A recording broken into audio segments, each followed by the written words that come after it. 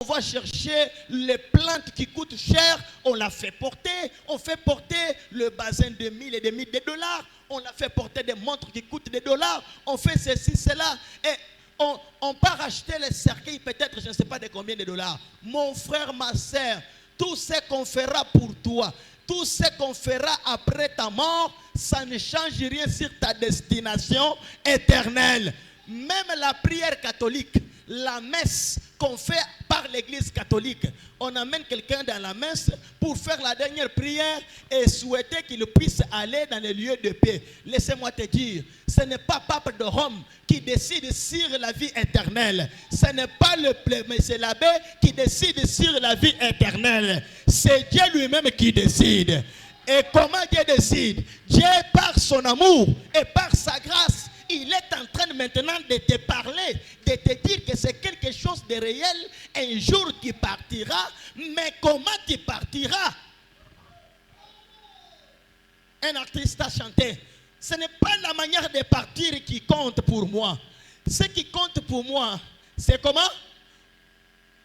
Ce n'est pas, c'est pas cette fois qu'il achète ça.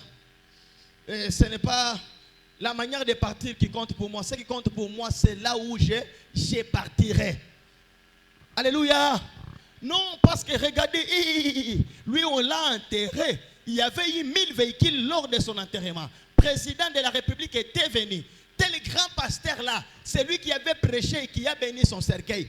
Écoutez-moi bien, c'est du mensonge. Le temps que tu dois préparer ton éternité, le temps que tu dois préparer la paix éternelle pour ton âme, c'est maintenant quand tu es en train de vivre. Alléluia. Oh, gloire à Dieu. La Bible nous rappelle ici, il nous enseigne. Quand il dit qu'un pauvre meurt, mais il est pris par les anges. Mais quand un riche lui meurt, il est enseveli. Mon frère, moi je dis ceci. Avoir de l'argent, c'est bien.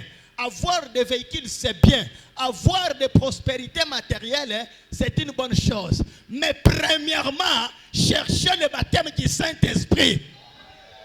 Alléluia. Cherchez d'abord le Saint-Esprit avant de chercher l'argent. Oh, chers prédicateurs, purifions d'abord les âmes. Parlons d'abord du baptême du Saint-Esprit. Un jour, l'argent restera. Un jour, les véhicules resteront. Un jour, les parcelles resteront. Un jour, ta femme restera. Un jour, ton mari restera. Un jour, tes enfants resteront. Et la Bible précise que pour nous, les nations, le salut est comment? Il est individuel. Alors, attention avec l'influence de ton ami. Attention avec l'influence de cette sœur, de ces frères-là. Alléluia. Toutes provocations ne sont pas des provocations à répondre. Alléluia. Alléluia. Parce que dans l'église, nous avons 3 sortes de croyants. Il y a des véritables croyants. Et les croyants tièdes et les agents du diable. Les incroyants. Les incroyants, ce sont les qui? Ce sont des cailloux. Ce sont des pierres. Alléluia. Un caillou, même si vous déversez tout un océan sur lui, il ne produira jamais une semence. Pourquoi? Akolemba pete. Ata soki bobo keli libanga maya océan mobimba. Akolemba jamais. Ce sont les genres de croyantes, des croyants. Même si on enseigne, même si on montre quoi, même si on donne n'importe quel message, même s'il voit quel miracle, lui ne change pas sa vie. Sa vie, sa vie, tu es agent du diable. Moi là, pasteur Jancy, je suis en train de laver mes mains. Je vous prêche la vérité. Je te fortifie.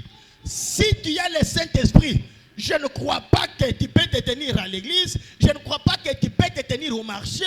Je ne crois pas que tu peux te tenir dans la famille et faire la honte de Christ. Regarde, examine-toi. Si tu as encore vraiment de la colère, cherche le Saint-Esprit. Le Saint-Esprit vient enlever la colère. Le Saint-Esprit vient enlever la cupidité. Le Saint-Esprit vient enlever l'esprit de Touba. Alléluia. Vous s'agissez de toutes ces choses parce que vous parlez de la manière. Vous faites toutes ces choses parce que vous n'avez pas le Saint-Esprit en vous. Alléluia. Sortez dans les distractions sur l'internet. Tel prédicateur a dit telle chose. Tel évêque a dit telle chose. Tel ancien a dit telle chose. Laissez-moi te dire, ton ancien ne te sauvera pas. Ton pasteur que moi je suis, je ne te sauvera pas.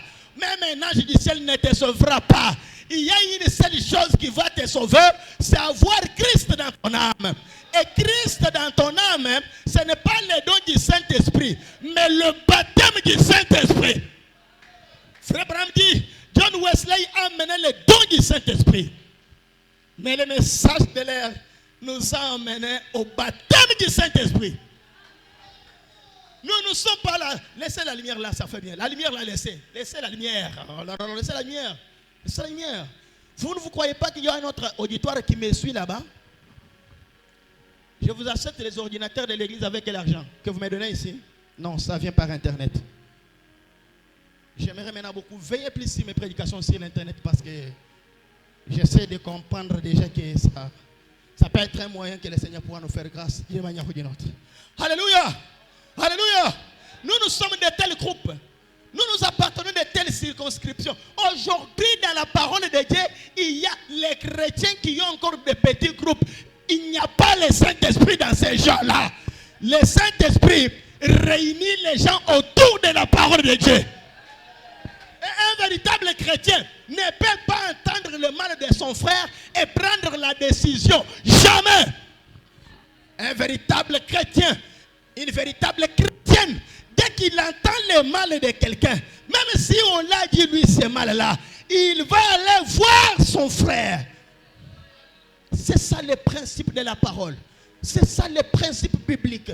C'est ce que Matthieu chapitre 18 nous dit. Quand ton frère a fait le mal, ne dis pas à ta femme, ne dis pas à ton oncle, ne dis pas à ton église.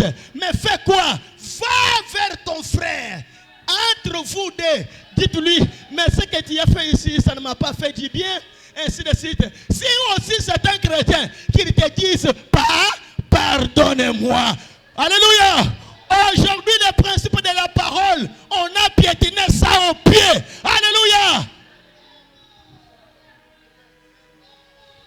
Mon frère, je répète ce soir, respectez les serviteurs de Dieu. Respectez les enfants de Dieu.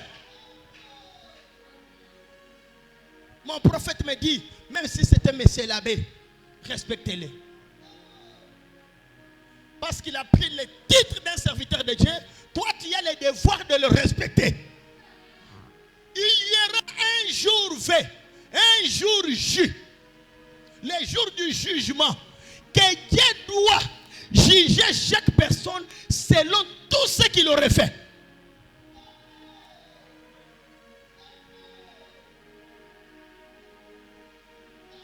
Où est le principe de la parole aujourd'hui? Sont piétinés au pied. Moi j'ai compris que c'est parce qu'il n'y a pas le baptême du Saint-Esprit dans l'église. Alléluia. La Bible dit, quand le Saint-Esprit est venu, Actes des Apôtres chapitre 2, quand le Saint-Esprit est venu, ils étaient 40. Il était un groupe de à peu près 120. Voilà. Ils étaient 120 à la chambre haute. Ils étaient une équipe de 120 personnes. Ils ont reçu le Saint-Esprit. Après, Pierre est sorti. Il a prêché dans 3 ou 4 minutes. 3000 personnes ont cru. Après, il a encore prêché. Paul a prêché.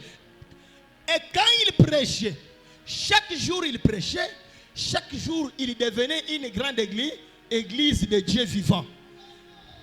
Dans cette église, il n'y avait pas ce que nous voyons aujourd'hui.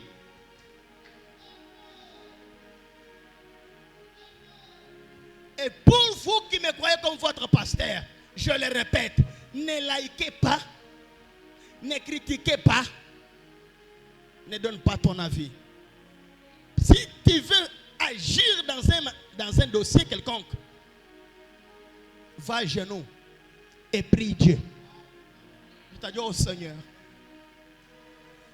nous disons que nous sommes des chrétiens, mais tel dit que c'est ça, tel dit que c'est ci, tel dit que... Seigneur, donne la paix. Tu es le prince de paix. Oh, merci Seigneur Jésus. Mon frère, la richesse, ce n'est pas le signe que tu as déjà gagné le ciel. On n'achète pas les ciels par l'argent. On ne part pas au ciel parce que tu as étudié la théologie, tu es devenu docteur, des tridocs, donc commis docteur 2 fois, commis docteur 3 fois, commis docteur 4 fois, ou commis ceci, cela. Tout le monde peut te dire, en tout cas celui-ci, lui vraiment, en tout cas lui a une bonne réputation. Attention, il y a une différence entre une réputation et un cœur sincère ou un cœur circoncis. Une réputation, c'est ce que les gens te voient en train de faire. Mais toi, dans ton cœur, tu connais la vie que tu as. Alors, ne base pas ta vie sur la réputation, mais vérifie bien dans le cœur s'il y a eu la circoncision. Aujourd'hui, je peux avoir une mauvaise vie, mais si je donnais aux gens de l'argent tout le temps, ils ne parleraient pas mal de moi. Ils vont trouver beaucoup de internet. Nous sommes ensemble, ainsi de suite. C'est vous les hommes qui parlez de ça. Est-ce que Dieu dit aussi quoi?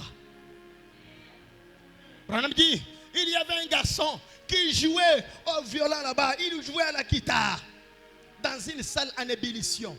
Quand il chantait, la puissance de Dieu était là. Et tout le monde dans la salle était en train de crier. Tout le monde dansait. Tout le monde jetait les cris. Tout le monde disait, il connaît, il est le meilleur, il a ceci, cela. Alléluia! Mais on a remarqué une chose, que ce jeune homme, lui ne regardait pas le bruit des gens. Lui ne regardait pas ce que les gens disaient de lui, mais lui, ses yeux étaient fixés vers son maître qui était au balcon quelque part. Moi, j'en suis qu'en connaît. Je n'ai pas été élu. Je ne suis pas venu dans l'ordre local. Je suis venu dans l'ordre divin. Dieu m'a pris tel que j'étais. Il a fait de moi prédicateur. Je peux quitter la chair que si mon maître me dit de quitter. Vous pouvez parler en bien de moi. Je dois regarder mon maître. Est-ce que quand vous dites que c'est bien, mon maître aussi dit que c'est bien? Lorsque vous condamnez que c'est mauvais, mon maître me condamne aussi. Alléluia. La pensée des hommes n'est pas la pensée de Dieu. La Bible dit, vos pensées ne sont pas ma pensée, ni vos voix ne sont pas mes voix. Et la Bible dit d'ailleurs, aller au ciel, ce n'est pas le mérite, mais c'est une grâce. Parce qu'apôtre Paul dit, ça ne dépend pas de celui qui veut ou celui qui ne veut pas. Mais tout dépend de l'Éternel Dieu qui fait miséricorde.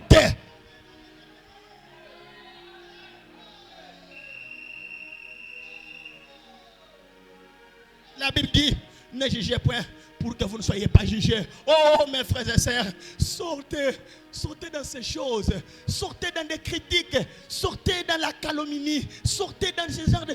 Arrêtez avec cet homme d'autrui, arrête avec le mari d'autrui, arrête avec la jeune fille d'autrui. Le temps est là pour toi, l'autel est là, le sang est là à l'autel. Répands-toi, abandonne, abandonne.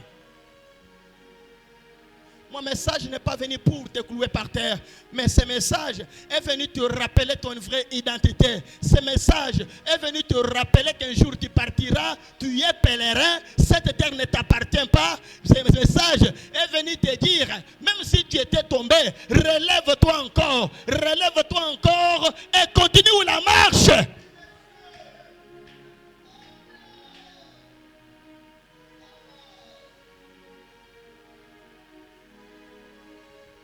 Ma soeur, ça va te servir à quoi? De gagner un bon mariage, de gagner une belle voiture, de gagner beaucoup de millions et après tu pars en enfer. L'enfer, ce n'est pas quelque chose d'imaginaire, mais c'est une parole de Dieu qui nous avertit. Dans Luc chapitre 16, il nous montre même comment on vit là-bas. La Bible nous montre dans Luc chapitre 16 qu'en enfer, il y a les soif de l'eau, mais il n'y a pas de l'eau.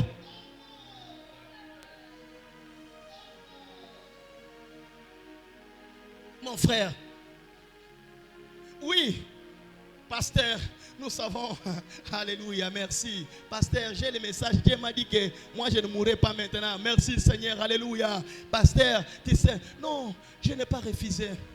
Mais je te rappelle que ça peut arriver. Car chaque personne qui est déjà partie, il n'avait jamais pensé qu'il partirait autant qu'il est parti. Beaucoup avaient des projets. Beaucoup disaient, je dois faire ceci, cela. Beaucoup. Non, moi je ne suis pas malade. Je n'ai aucune maladie. On n'y part pas seulement par la maladie.